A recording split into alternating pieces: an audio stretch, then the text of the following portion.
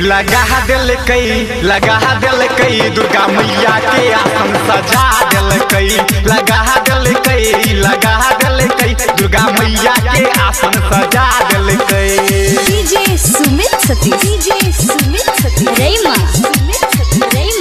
अभी आप सुन रहे हैं झंझारपुर से मिथिला रिकॉर्डिंग स्टूडियो की शानदार प्रस्तुति। बॉल मर करी सब सोहो लगेल कही भजन बजबैल डीजे मांगेल कई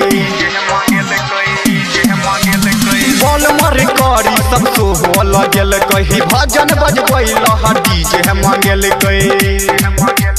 डीजे के वॉल्यूम बढ़ा के सब नाचे छे जोर लगा के डीजे के वॉल्यूम बढ़ा के सब नाचे छे जोर लगा के देखी पंडित जी के बजा लोल कई लगा दिल कई दुर्गा मैया के आसन सजा दिल कई लगा दिल कई दुर्गा मैया के आसन सजा दिल कई।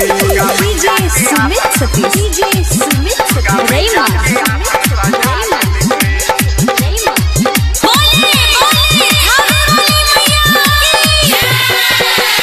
नव वस्त्र पंडित जी लह मांगेल कई हुनका पहिरा कह पूजन करे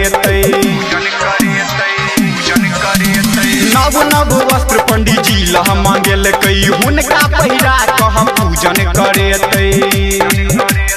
अड़हुल के फूल मंगा के सब सजबै छे हाथ बढ़ा के अड़हुल के फूल मंगा के सब सजबै छे हाथ बढ़ा के देखी मैया के भवन चमका दिल कई लगा दिल कई दुर्गा मैया के आसन सजा दिल कई लगा दिल कई दुर्गा मैया के आसन सजा दिल कई। डीजे सुमित सती रेमा।